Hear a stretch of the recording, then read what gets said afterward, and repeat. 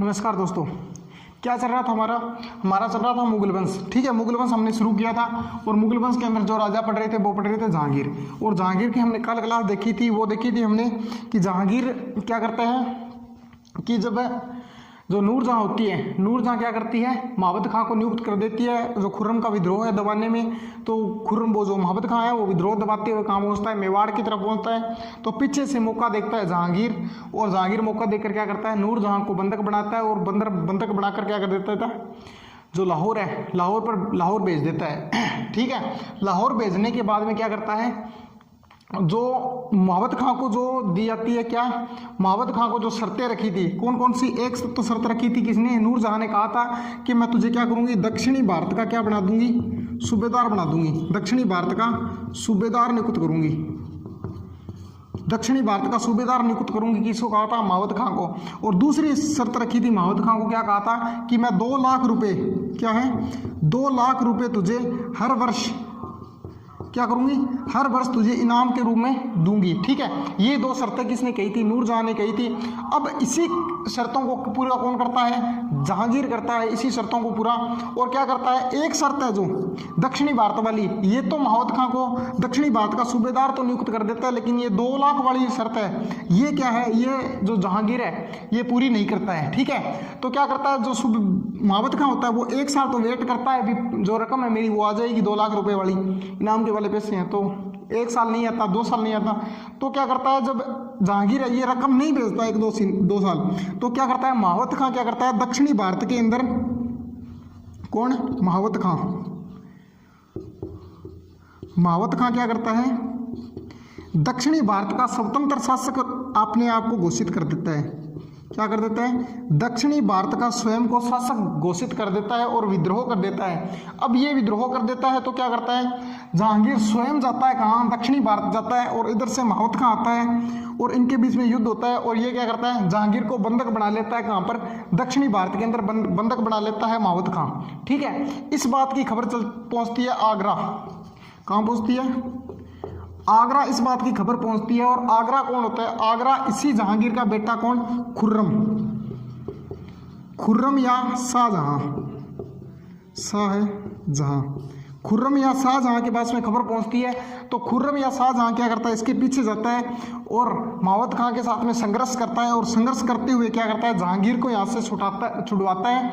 इसके छुड़वाने के बाद में क्या करता है, महाबत खां से छुड़वाया और जहांगीर को क्या कर देता है, वापस भेज देता है कहाँ, आगरा भेज देता है, कौन, शाहजहां। और शाहजहां खुद स्वयं यहाँ रुक जाता है, कहाँ, दक्षिणी भारत स्वयं रुक जाता है, और जहांगीर को क्या कहाँ भेज देता है, आगरा के लिए रवाना कर देता है। अब जो बात आती है वो ये आती है कि जो जहांगीर है वो यहाँ से चला, कहाँ से, दक्षिणी भारत से जाता है, कहाँ पर, किस तरफ जाता है, आगरा की ओर आ रहा है, आगरा। अब देखो 28 अक्टूबर 1627 के अंदर, 28 अक्टूबर 1627 के अंदर लाहौर में रावी नदी के किनारे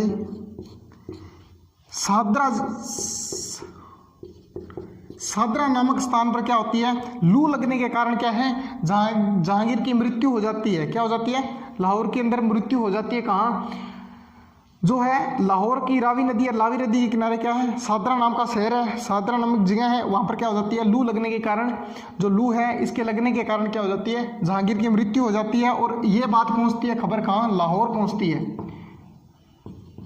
लाहौर कौन है, नूरजहाँ है, नूरजहाँ। जब ये बात नूरजहाँ को पता चलती है कि जो जहांगीर है वो आ रहा था लाहौर, और उसके बीच में क्या हुई, मृत्यु, तो नूरजहाँ वापस आती है, कहाँ, लाहौर आती है। और लाहौर आने के बाद में जो लाहौर रावी नदी के किनारे जो सादरा नामक स्थान है, वहाँ पर क्या करती है, जहांगीर का क्या बनाती है, मकबरा बनवाती है। क्या बनाती है, मकबरा। तो जहांगीर का मकबरा कहाँ बना हुआ है, जो जहांगीर है इसका मकबरा बना हुआ है लाहौर के रावी नदी के किनारे, जो सादरा नामक स्थान है, वहाँ पर क्या बना हुआ है, मकबरा बना हुआ है। अब जो शाहजहां है वो कहाँ है, वो है दक्षिणी भारत। ठीक है, जहांगीर की मृत्यु के बाद में हम पढ़ते हैं कि जो जहांगीर है इसने प्रशासनिक कार्य क्या क्या कराए थे। प्रशासनिक कार्य क्या पढ़ते हैं, जहांगीर के प्रशासनिक कार्य, जहांगीर के प्रशासनिक कार्य, प्रशासनिक कार्य के अंदर देखा जाए, जहांगीर के प्रशासनिक कार्य के अंदर देखा जाए तो जहांगीर ने जो कार्य करवाया है वो क्या कराया, इसके अंदर ये न्यायप्रिय राजा था। क्या था, न्यायप्रिय राजा था, न्याय के लिए बहुत प्रिय राजा था। इसने न्याय के अंदर देखा जाए तो इसने जो आगरा के अंदर न्याय की जंजीर लगवाई थी, न्याय की जंजीर,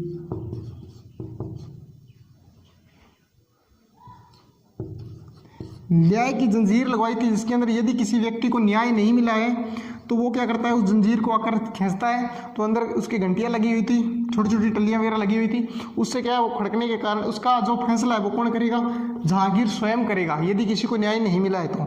और इसने न्याय व्यवस्था के अंदर यदि इसको ये लगता था कि जो हिंदू है, हिंदू क्या है, हिंदुओं को सही तरीके से न्याय नहीं मिलता है, क्योंकि मुसलमान जो है वो हिंदुओं के साथ में सही न्याय नहीं करते हैं, इसीलिए इसने क्या किया था, हिंदुओं के लिए श्रीकांत नामक एक हिंदू को अपना एक न्यायाधीश बनाया था। क्या बनाया था, श्रीकांत नाम को न्यायाधीश बनाया था, न्यायाधीश के रूप में नियुक्त किया था। किसको, हिंदुओं के लिए नियुक्त किया था, किसको, श्रीकांत नामक व्यक्ति को किया था, न्यायाधीश के रूप में नियुक्त किया था हिंदुओं के लिए। ठीक है, अब देखो इसके अंदर आगे कहा जाता है जो जहांगीर है इसने क्या किया था, आगे 12 प्रकार के कुशल शासक के लिए क्या किया था, कुशल शासन के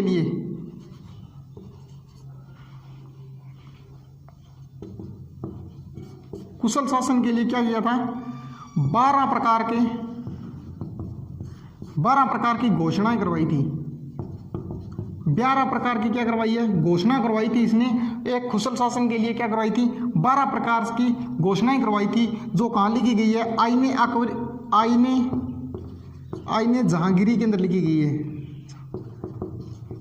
आईने जहांगीरी के अंदर लिखी गई है, जो इसने क्या करवाई थी, कुशल शासन के लिए क्या करवाई थी, 12 प्रकार की घोषणाएं करवाई थी। आपको ये लगेगा अभी आईने जहांगीरी है वो क्या है, इसकी जहांगीरी की आत्मकथा है, लेकिन आत्मकथा नहीं है, ये क्या है, जहांगीर की जो 12 जो घोषणा करवाई थी इसने कुशल शासन के लिए वो लिखी गई है। आगे यदि आप इसका शासन देखोगे तो इसके बाद आती है धार्मिक, ठीक है, धर्म की बात आती है तो देखा जाए धार्मिक के अंदर इसकी क्या रुचि थी, धार्मिक के अंदर क्या है, ये मिला जुला शासक था। इसने क्या करवाया था, हिंदुओं के लिए जो रक्षाबंधन का त्यौहार है वो हिंदुओं को मनाने की जो छूट है वो किसने दी थी, जहांगीर ने दी थी। और जो हिंदू है उनके लिए जो दीपावली के अंदर जो जुआ खेला जाता है रात्रि के अंदर जो जुआ खेला जाता है दीपावली के समय, वो भी किसने दिया था, जहांगीर ने उसकी छूट है वो दी थी। ठीक है, और आगे इसके बारे में देखा जाए तो इसने क्या करवाया था, इसी के समकालीन क्या आए थे, जो पुर्तगाली है वो विदेशी व्यापार शुरू हुआ था। क्या हुआ था, विदेशी व्यापारियों का आगमन, विदेशी व्यापारियों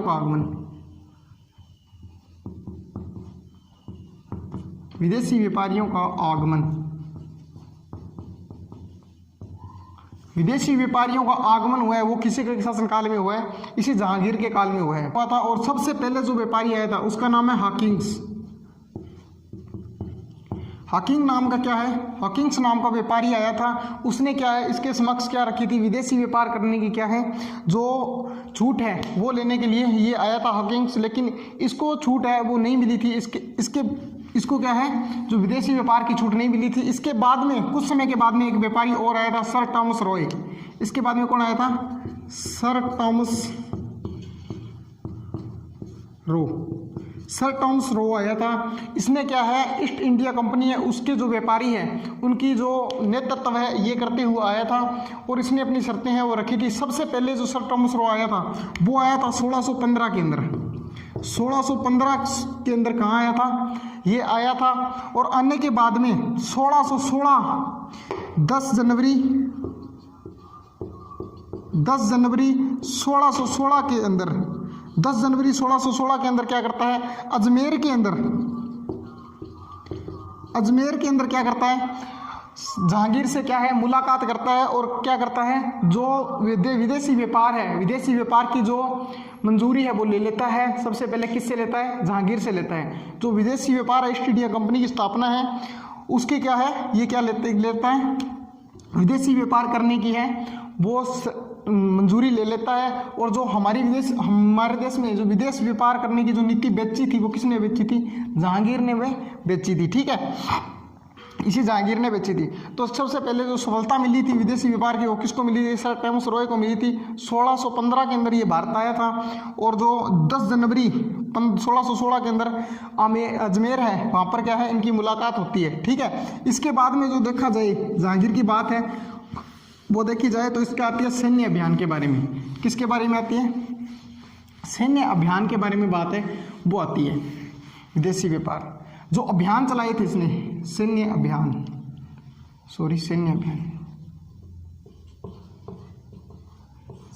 अभियान,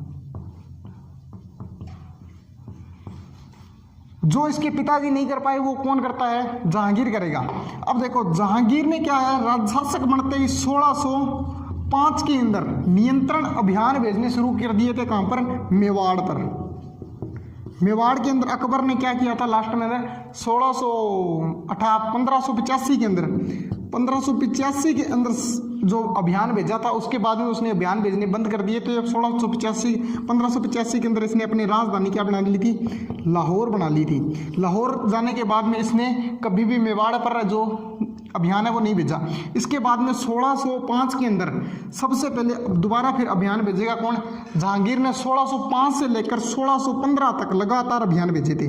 1615 तक लगातार अभियान भेजता है और मेवाड़ के साथ में संधि कर, मेवाड़ के महाराणा को क्या करता है, मजबूर कर लेता है अपने साथ में संधि करने के लिए। ठीक है, तो 1615 के अंदर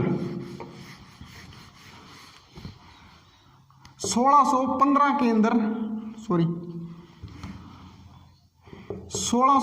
के अंदर मेवाड़ मुगल संधि होती है। कौन सी, मेवाड़ मुगल संधि के नाम से जाना जाता है। मेवाड़ मुगल संधि के नाम से जाना जाता है। और इसी मेवाड़ मुगल संधि के अंदर शर्तें रखी जाती है। मेवाड़ का महाराणा कहता है कि कभी भी हमारे मेवाड़ के महाराणा है वो कभी भी मुगल दरबार के अंदर नहीं जाएंगे। पहली शर्त क्या होती है, कभी भी मेवाड़ का महाराणा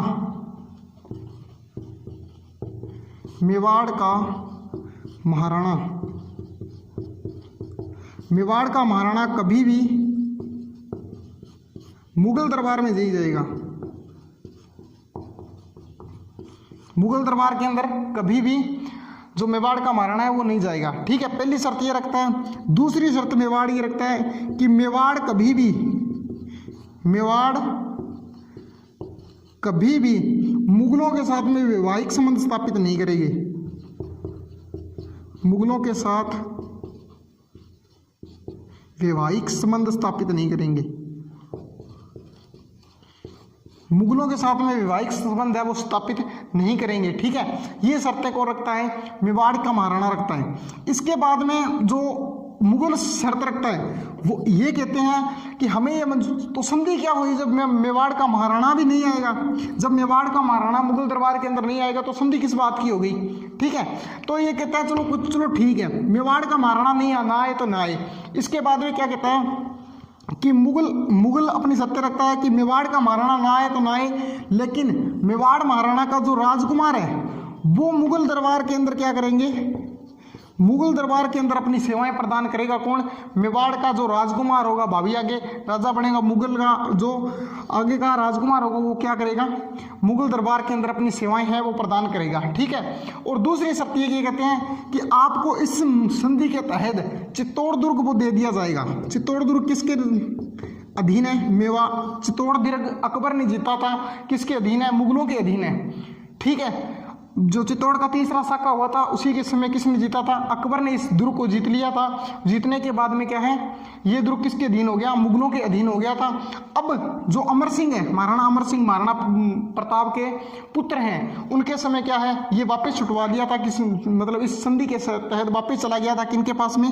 मेवाड़ के महाराणाओं के पास में। अब चित्तौड़ दुर्ग क्या है, चित्तौड़ दुर्ग की आप मरम्मत नहीं करवाओगे, जीर्णोद्धार है वो नहीं करवाओगे, इसकी मरम्मत नहीं करवाओगे, ये तो संधि के तहत रखा जाएगा। ठीक है, इसके तहत रखा जाएगा कि आप चित्तौड़ दुर्ग आपको दे दिया जाएगा, लेकिन आप इसकी क्या नहीं कराओगे, मरम्मत वगैरह है उसे सही नहीं करवाओगे।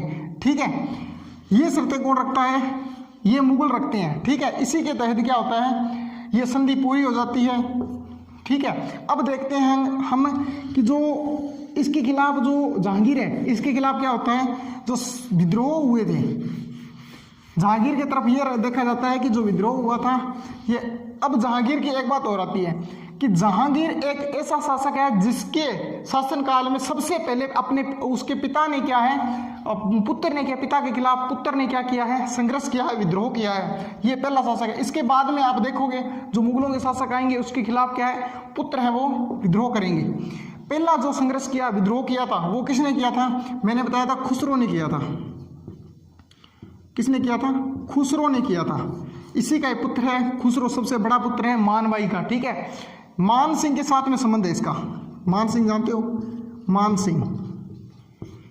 सिंह मामा लगते हैं इसके। मानवाई इसकी, जो मानवाई इसकी माँ है वो क्या है, मान सिंह की बहन है। ठीक है, तो ये इसके मामा का संबंध होता है। आपसे पूछा जाएगा जी राय जो मान सिंह है इसका संबंध किसके साथ में, इसने सहयोग जो किया था वो किसको किया था? इसका सहयोग एक तो अर्जुन देव जी ने किया था, गुरु सिखों के 5वें गुरु अर्जुन देव जी ने किया था, और किसने किया था?